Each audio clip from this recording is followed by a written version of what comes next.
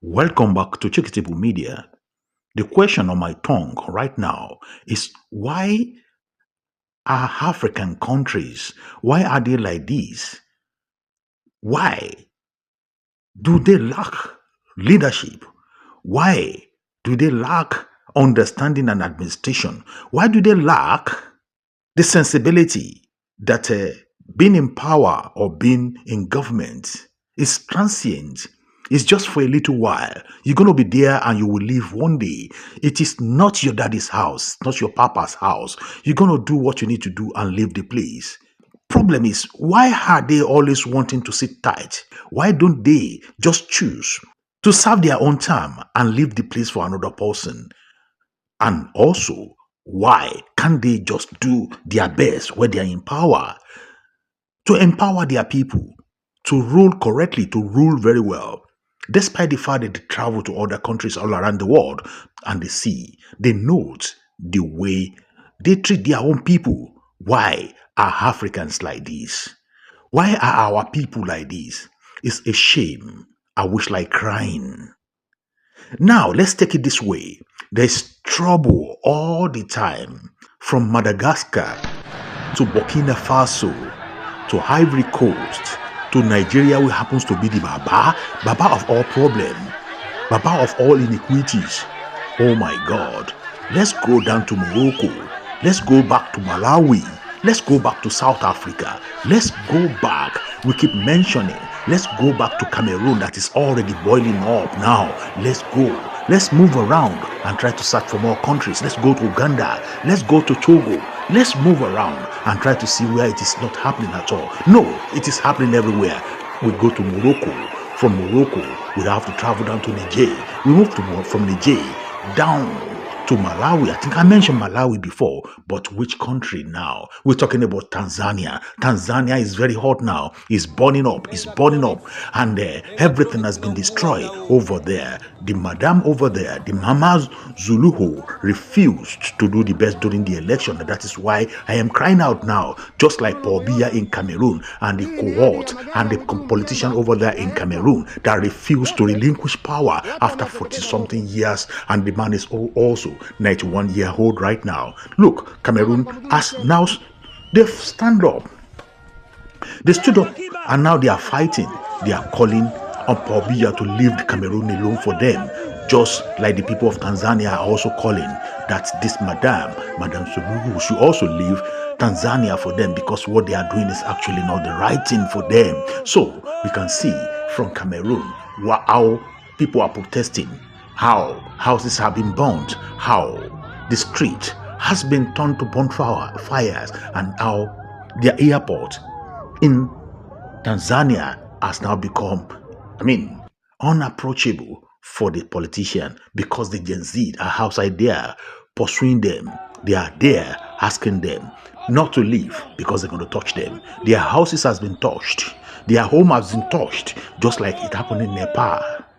Now, the politicians in Tanzania, they don't even have the chance to leave again because they've been paid back with the coin that they used to pay their own people. Look at it. Look at what is happening in Malawi. Man, this one of Tanzania is just too much to buy it because these people are saying, no, it is enough. Enough is enough. Can you just imagine? Can you imagine how we treat ourselves in Africa? We treat ourselves so badly, so badly. So politicians are not left alone. Their property being burned down. The business people are not, spared also. I'm telling you, it is just going beyond what we really expected. The musician that supported them also, they are now being touched. Their homes has been touched. You see, all of them are now on the run. But where are they going to run to? It's not possible anymore for them. So all the influencers, all the musicians, all the actors and actresses that are supporting Mama Samia, now look at it. Now, hands has touched them. So I want you to go just settle down and watch this series of videos that are put together so that you can see what is happening exactly in Tanzania. The Madam Alaja Samia Suluhu is now sending out his people, the politicians, also to go out there the one that are amiable among them to go and beg the people to go back inside. Even the army are just walking through. They didn't do nothing. They didn't stop them because probably they are also aware, or the hand has also touched them as well. So that is what I'm saying now. Why can't you rule well? But this is just not the end, because I know our people very well. Africans, change your ways, because if you give the chance to another person to get into the office over there where they want their people to live, where they want their government to live, they will still perform the same way. When are we going to get out from ourselves? When are we going to liberate ourselves from ourselves? When are we going to have a change of heart to do the best for our people? Let's watch.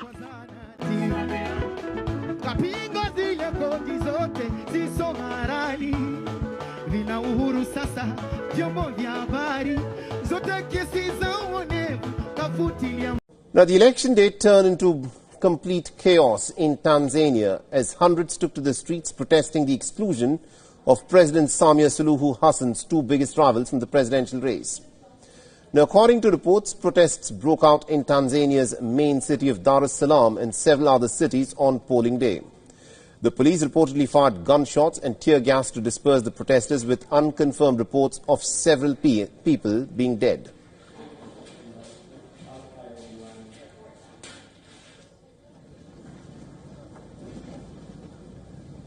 Now, the protests have continued amidst an internet blackout and all-night curfew in Dar es Salaam. Almost all foreign journalists are barred from entering the country for the presidential polls, and heavily controlled local media is yet to report on these protests. The ruling party and its government have described as an election, but a majority of Tanzanians do not see it as such. They see it as a performance staged to create an illusion of democratic process, which in fact is not the case. It is actually Samia against Suluhu. Earlier this week, the presidential polls began in Tanzania amidst widespread allegations by the opposition that the ruling party and the Electoral Commission intend to rig the polls. The Tanzania's largest opposition force, Chadema, has boycotted the polls, citing a demand for fundamental electoral reforms, while the presidential candidate for the second largest opposition party, the Alliance for Change and Transparency, has been disqualified by the country's Electoral Commission. With no heavyweight opposition candidates clear to compete, critics allege that the vote is less like a contest and more like a coronation for the incumbent president, Samia Suluhu Hassan. The 65-year-old had become the East African nation's first female head of the state after the death of the sitting president, John Magufuli. And although Tanzania is a multi-party democracy, Hassan's Party of the Revolution has been in power since the country's independence from Britain way back in 1961. In recent times, the Tanzanian authorities have cracked down on the opposition leaders, civic groups, journalists and others. The opposition parties also reported 52 abductions in the run-up to the polls, highlighting the climate of fear in Tanzania. And our correspondent Calvin Ongmu has sent us this report. Listen in. Tanzania's general election on Wednesday descended into chaos as violent protests erupted across major cities, including Dar es Salaam, over claims of rigged polls and the exclusion of key opposition figures. It has been reported that turnout, particularly among youth voters, was low at dozens of polling sites. Close to two-thirds of Tanzania's total population is made up of people below the age of 35, and their main frustration and worry is job creation, access to quality education and securing land rights. The youth have accused the government of brazen impunity and silencing democracy. The demonstrations, fueled by frustration over shrinking political space and dashed hopes for fair elections, have evolved into a powerful youth-led uprising demanding accountability and transparency. This is Calden Olmo from Johannesburg, South Africa for We On World. And after this, I wanted to see the analysis of being put together on Arise Television, the commentary, the explanation to make the news more clearer to us. And I learned over there also that Sudan also is burning. Where is actually not burning in Africa? It tired me, man. It really tired me. Please watch. Continent, and protests have erupted in Tanzania capital, Dar es Salaam, and other major cities as demonstrators denounce the exclusion of major opposition figures and allege the vote was stacked in favor of the long-ruling Chama cha Mapinduzi party. Now, authorities responded with a heavy security crackdown. A curfew was also imposed. Military and police forces were deployed, and nationwide internet disruptions were reported as polling stations opened with unusually low turnout. Now, President Samia Suluhu Hassan, who was sworn in back in 2022, I believe it was 2021, 2022, 4 years ago anyway, her swearing in followed the death of her predecessor, John Magufuli. It is expected that she will be elected amid systemic intimidation, arrests of opposition leaders, and the suppression of dissent. Well, staying in Africa and Morocco, more than 2,400 people have been charged over these Gen Z anti-government protests earlier this month. Now, of those 2,480 who were charged, 1,473 of them remain in custody awaiting trial. Now, charges include armed rebellion, insulting and using violence against a public official, exercising his duties, and the incitement to commit felonies. Now, the demonstrations took Morocco by surprise after a youth-led movement called Gen Z 212 mobilized thousands across the country to protest the state of public services. Well, there's also been global outrage after videos show 5 Red Crescent volunteers being beaten and executed in Sudan by rapid support forces. The volunteers were attacked while distributing food in the city of Bara, where the RAF had recently declared it had taken control of. Now, the RSF accused the Red Crescent volunteers of supporting the Sudanese army. The Sudanese Red Crescent said others remain missing after attacks in North Kordofan and also in Darfur. Since Sudan's conflict started back in April of 2023, at least 28 Red Crescent volunteers and staff have been killed while on duty. And in another video, we can see an unarmed man sitting amid dozens of dead bodies in the hallway believed to be part of a hospital, is approached by a fighter believed to be representing the RSF.